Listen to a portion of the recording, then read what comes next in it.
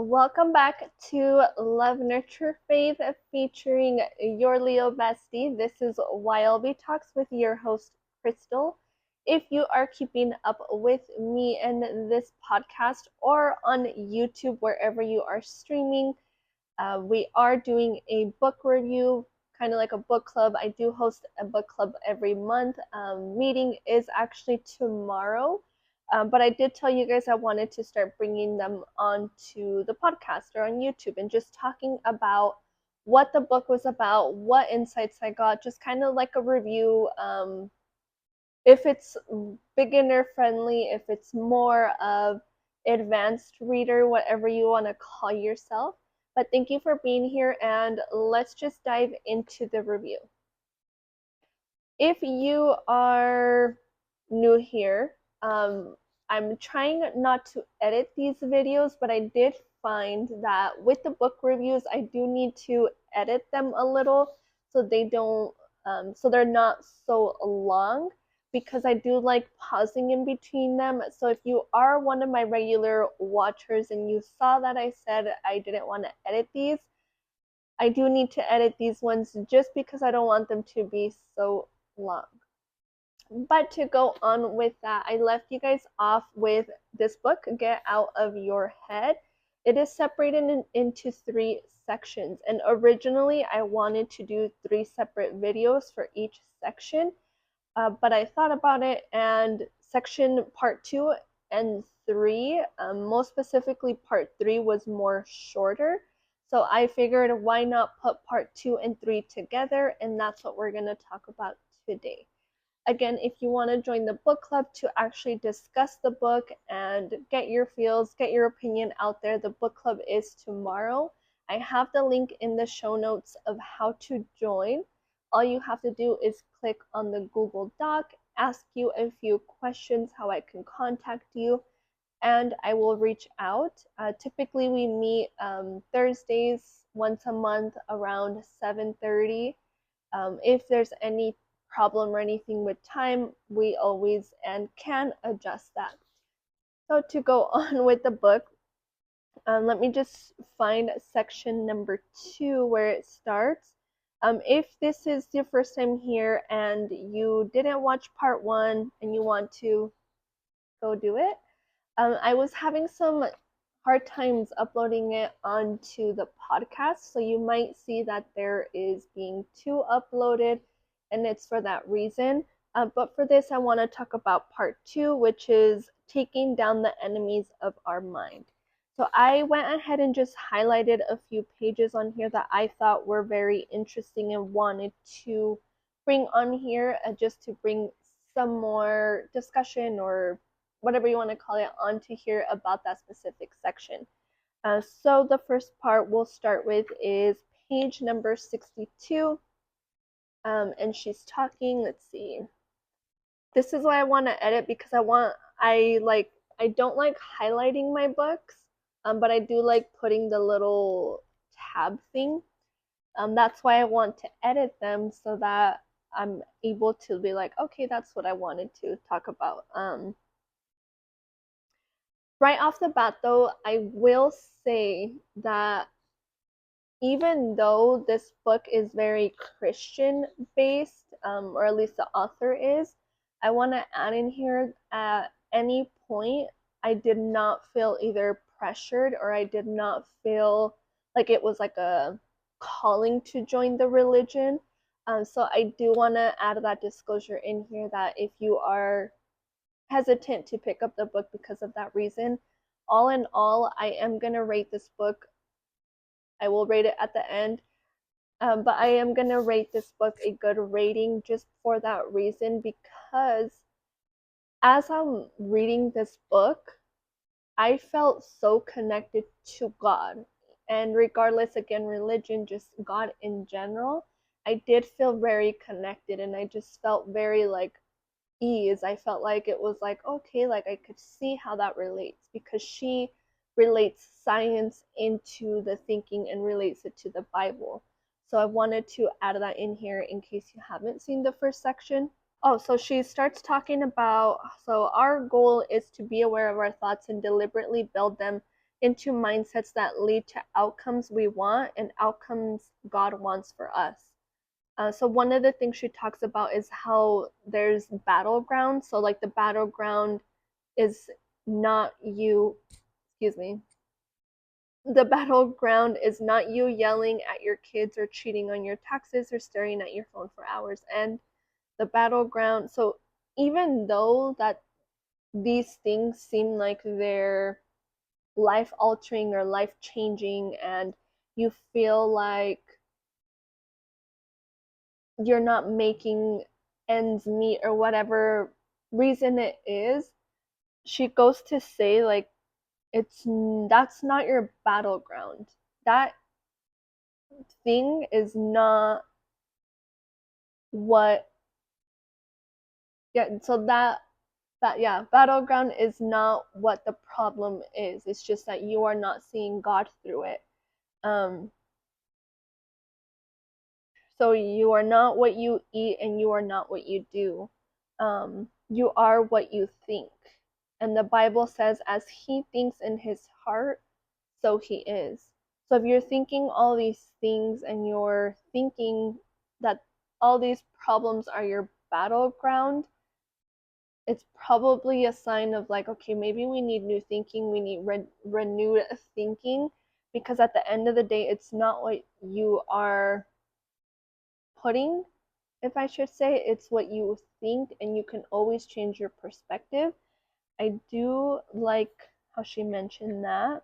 I will say one of my favorite chapters in this was chapter 8, and it's holding space for silence.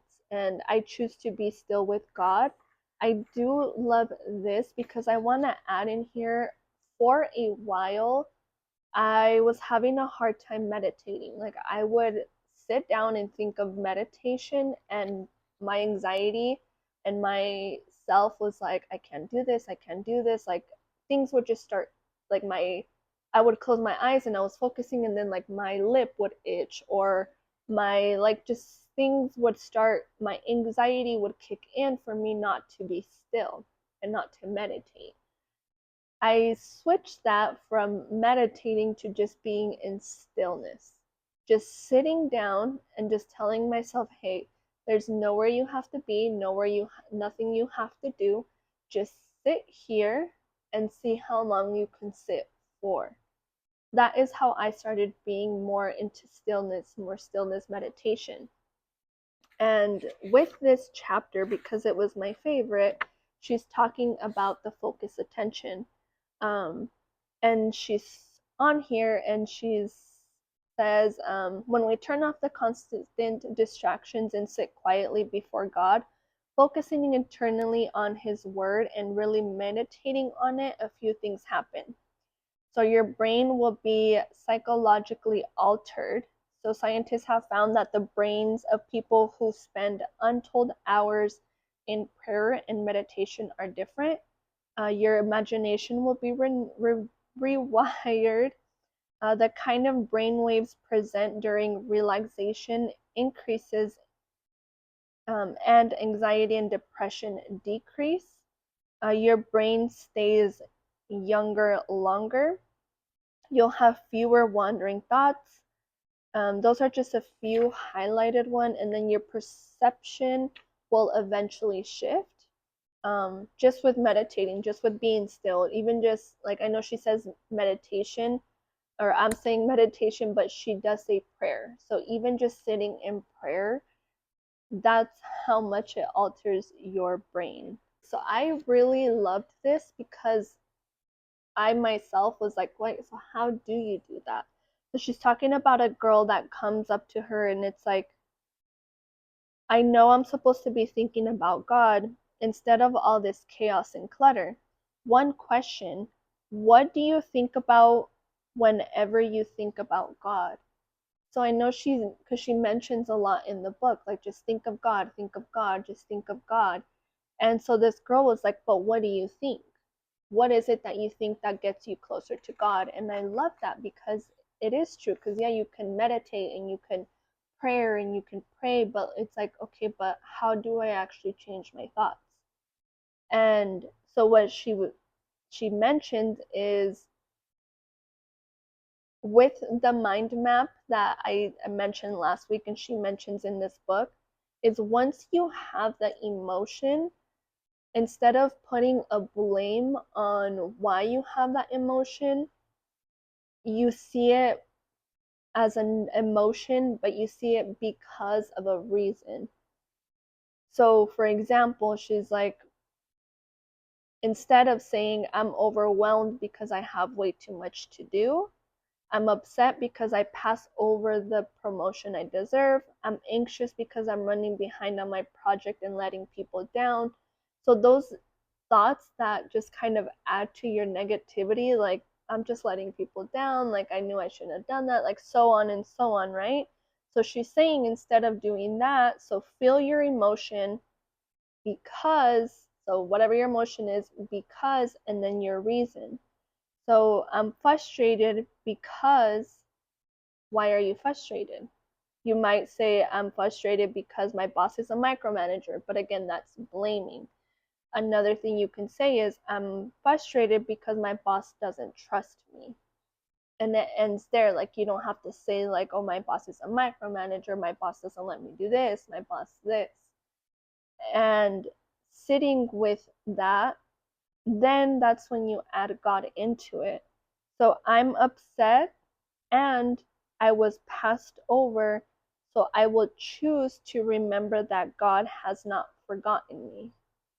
I'm angry and she was rude, so I will choose to meditate on God's kindness towards me.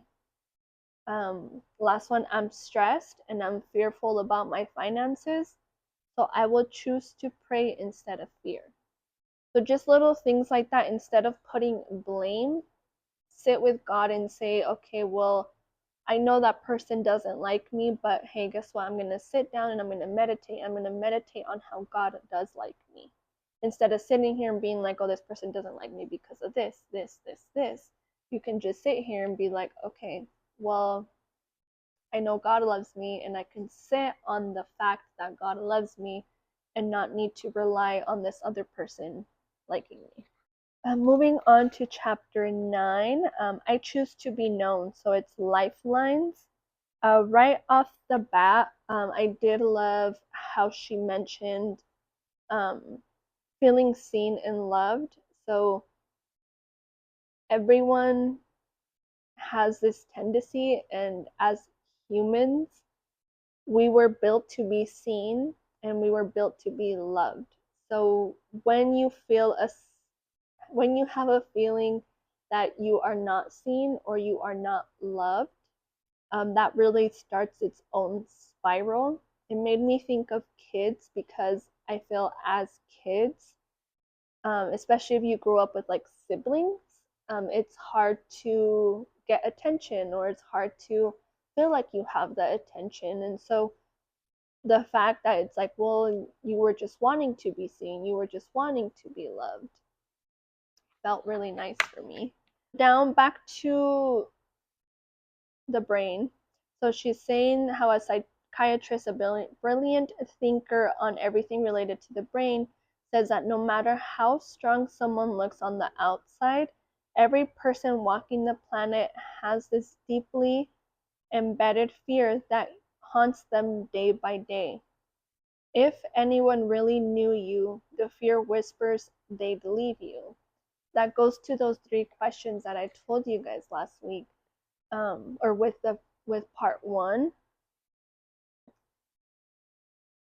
I loved this part because I think I said it last week, how a lot of us, maybe, I don't, I'm not a doctor, so I don't want to diagnose everybody, but I do love how she said this, because I feel like when I talk on my channel and I say things like, we all have childhood trauma, we all this, we all that, and then you might be listening and be like, well, no, I had a perfect childhood, or like just certain things to that matter. I think a lot of that is denial, um, and neglecting your reality. But when she said this and she was like, every person walking the planet has this deeply embedded fear that haunts them day by day.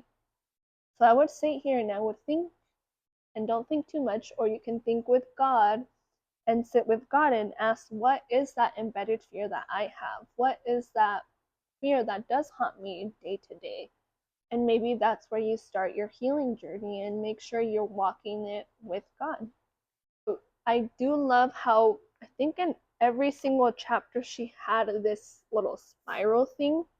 I wanted to bring this because as I'm talking about the root chakra, I mentioned how shame and guilt are related closely, not all fully, but they are related to the root chakra. And so this is like regular spiral thoughts. So when you think shame, that's the emotion, right? The thought comes that I can solve my own problems. Then the behavior is you start building walls. And then your relationships, you feel isolated. And then the consequences is you feel lonely. But if you look at the other side of the spiral and you say, okay, the emotion that I'm feeling is shame, and you say, I choose to be known, I choose for people to know who I am, then that gives you the thought that God made me to live known and loved. The behavior builds more bridges, your relationships, you feel connected, and the consequences are that people know you. On page 92, it's our bodies are hardwired for connection with others. Have you ever heard of mirror neurons? So mirror neurons are at work when you are, so mirror neurons help you feel what the other is feeling. In the way, empathy is hardly a contrived response, but rather an automatic response our bodies have to each other. Oh, I highlighted this part because it was so the part of your brain that activates when you feel rejected or uninvited by a friend is the same part of your brain that fires when you're in physical pain. And it's like maybe this is why breakups and severed friendships literally hurt. I'm going to be vulnerable with you guys and tell you guys a little backstory of my little self. When I was younger, I had a friend in, I think we were in elementary school still. She ended up moving, and I ever, like, when reading this, and obviously I know my trauma, but seeing this and reading about it, it's like, wow, like I really was in physical pain. Like my little self was actual in physical pain because that I felt rejected, I felt left, I felt alone because my friend moved, and that was in elementary school. And it made me start thinking of myself because I am a person, as I told you guys, and if you guys know, I am a person that tends to self isolate. So when I read this, it just kind of all mapped together, and I was like, well, that makes so much sense because my self isolation says if my, like, unconsciously, myself is saying like, oh, if I get too close, if they get to know me, if this friend gets to this, they're gonna move and I'm gonna feel rejected again. So there goes that wall that she mentions in the spiral. So again, I do think that this book was great for its right reasons because me being able to see that and being able to be like, okay, then maybe I am afraid to get close to that friend. Maybe I am afraid to this. So in reading this, I will definitely give you guys an update on me letting that wall fall. One more last thing on this page is loneliness can make us think that everything is a threat, even if there is no real threat to be found. Loneliness has been linked to heart disease and depression, and chronic sleep and poor sleep. So are you feeling lonely? Because it's very common and it's starting to become even more common, guys.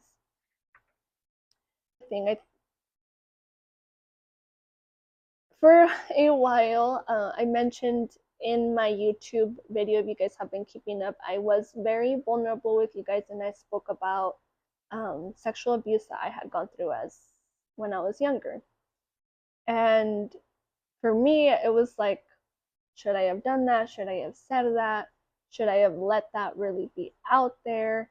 Like, it was just like that overthinking was finally like creeping in. as it does. And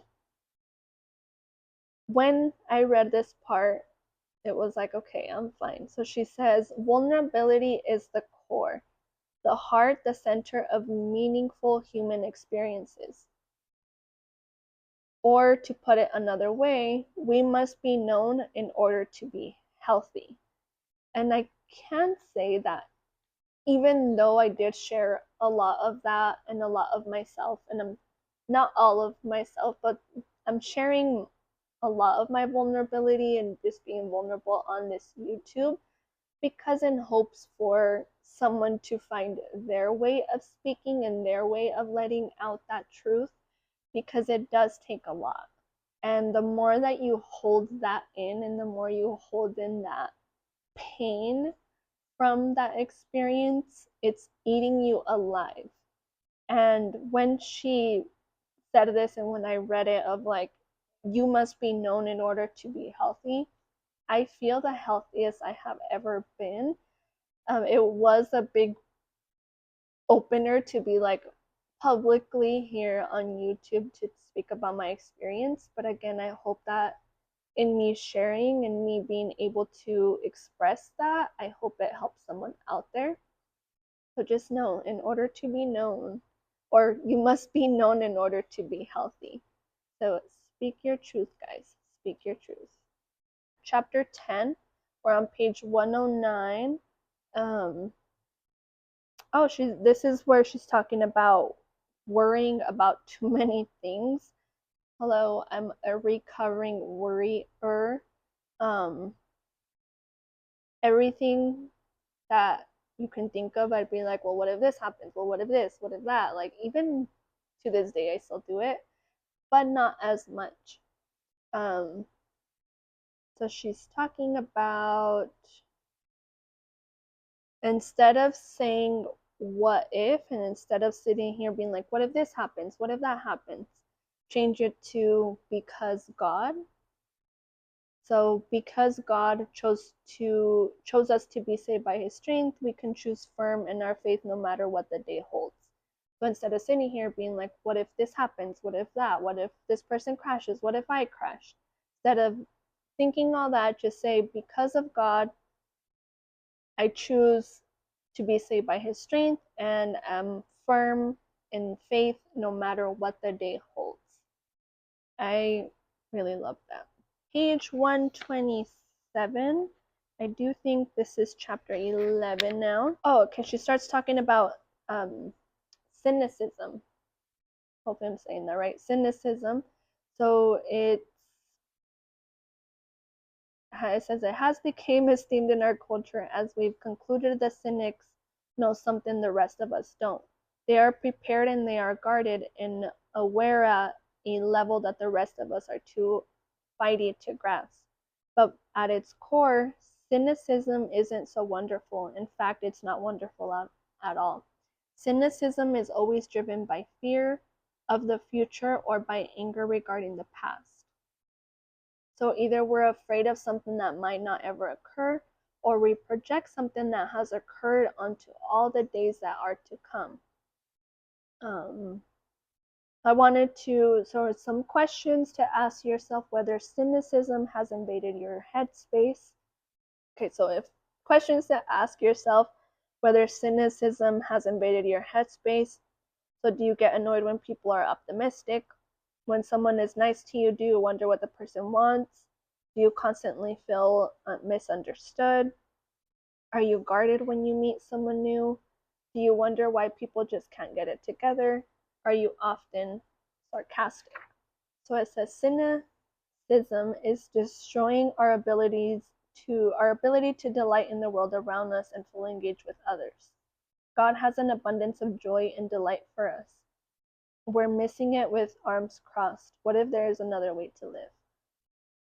Page number 136. Let's see. Okay, so once every day, I found it, guys. So once every day, I shall simply stare at a tree, a flower, a cloud, or a person. I shall not be concerned at all to ask what they are, but simply be glad that they are there.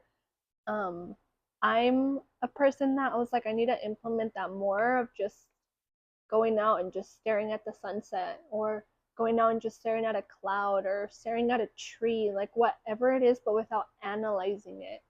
That part of our brain that just analyzes and overanalyzes is, it's going to feel uncomfortable when you first do it, and when you first go out and look at a cloud and just stare at it, you're going to be like, okay, I'm staring, now what? That's all you have to do. And I wanted to add that in here because the more you challenge your brain to do things like this, the easier that it's going to get for you to start changing your mind. Moving on to chapter 13, not overcome. So it talks about gratitude. Me and Diana, I believe we have an episode out on here on the podcast on Love, Nurture, Faith about gratitude. But she does talk about how it's literally, what's the word? It's proven. It's proven that gratitude, being grateful, helps your relationships, helps your mind, helps your everything. She tells a story in here about I think it was a lady that didn't like her job, and she just hated it, and she was just despising it, and then she started being grateful that she had a job, and being grateful that she was doing these things at her job, and then she ended up loving her job. So it just goes to show just gratitude. Let's see. We're still on the same chapter, but page 182. We don't have to like our circumstances, but we can choose to look for the unexpected gifts that they may bring. I love this because she talks about how sometimes we might not like God's plan that he has for us, but it's for a reason, and we're on this path for a reason that we may not know yet. So when she said, like, we don't have to like our circumstances, but we can choose to look for the unexpected gifts. So I know I don't like this path that I'm on, but what can I enjoy? What can I learn while I'm here? Because I know it's not always going to be like this. So just remember that when it comes to, if you don't like where you're at, just know it's something that God wants you to learn, and you're there for a reason. Moving on to part number 3, which is thinking as Jesus thinks. Chapter 15. So again, it was just short, so I wanted to add it on here. Last thing, or not last thing, it's a few things. So scientifically speaking, every thought we think changes our brain. Let me explain. So inside your brain are 86 billion nerve cells called neurons. So if you're keeping count, that represents roughly 0.2% of your body, 37 trillion cells. Inside each of those 86 billion or so neurons are microtubes, each of which is thousands of times smaller in diameter than one strand of your hair. In other words, way too small to see. But their lack of visibility to the human eye doesn't make them any less important to the human experience. They mean everything to how we process life. Microtubes have been called the brains of the cell.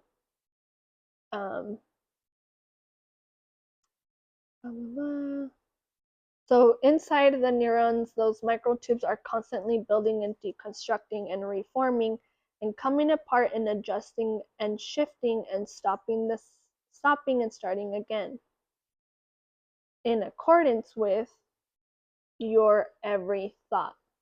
So with every thought you think, these microtubes work hard to provide mental scaffolding to support that thought. I thought that was cool. So really your thoughts are changing your brain constantly. Let's see, now we're on chapter 16. And I believe this is the last part I have noted, and it's on page 222. And she's talking about how she listened to an audio book, and the author had to say this about thoughts. And she said, when you choose not to think that negative thought and you replace it with a positive one instead, You aren't just shifting your own reality, you're shifting reality for the whole human species. You're adding to the sum of kindness and the compassion in the world. You're reinforcing the new reality field. You're helping transform it into an irresistible force that turns the tide of history. I want to get more in that, so keep a bookmark on that part because I want to start speaking about the collective and about what we are as far as like state of consciousness and who we are and how as a collective, so like everybody in the world, we're at one state of consciousness. If you look at where the state of everybody is, that will give you a state of where the collective, like think of the collective as a whole, right? Because we're all one in God's eyes. And so when she said that part and was like, when you heal, I want to say heal because when you heal and when you think of your thoughts or you bring awareness to your thoughts, or when you start these different modalities to start healing yourself, you're raising that consciousness of the collective. Like you as a collective, you were here, but with you learning these things, like you like advance your consciousness, you expand it, and therefore that expands the, like think of like this as a collective. You learn a little and you expand it, and then your friend, you teach your friend, then that expands the collective consciousness, and then you teach your mom, and then that like keeps growing. So think of everybody as a whole, and the more that we are able to expand this consciousness and the more that we're able to come together and really heal ourselves for the collective, the more that you're going to start seeing a little bit more peace out there, a little bit more ease. My favorite way of looking at it is if you think about the collective, what's out there. Right now, there's wars. That just gives you a representation of how many people are at war with themselves. So, whatever we see out there, whatever is projected out there, is a reflection of the collective. So, the collective, you could say we're all at really war with ourselves. That's how I like to see it. If it makes sense to you, I would love to hear your thoughts on it. But with that being said, guys, I will leave you guys there. I hope you guys liked this book review, this little book club. Again, if you want to join the actual book club and discuss this book, we are meeting tomorrow, Thursday, at 7:30. Send me a message. If you're on social media and you have Diana, send her a message.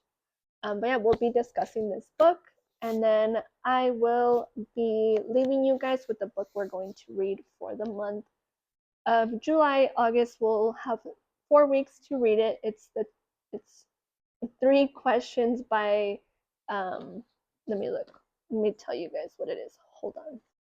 Okay, so leaving you guys my little thing keeps cutting out on me. But the book that we're going to read for the month of July, December, for the next 4 weeks. And then I will decide how I end up posting it on here. I don't know if I'm going to keep doing once a week or if it's just going to be once a week, like one whole review of the book. But the one that we're going to do is this one. So it's Don Miguel Ruiz, The Three Questions. So if you guys want to join in. I'll put the details down below, but that is the book that we're going to be reading. Send you guys a prayer for those that are following along and are reading. I thank you from my heart. Sending you guys a prayer to have the day you deserve. I love you guys. Remember, every single day is a new opportunity to grow. Love yourself, nurture yourself, and have faith. I love you guys. See you guys soon. Bye.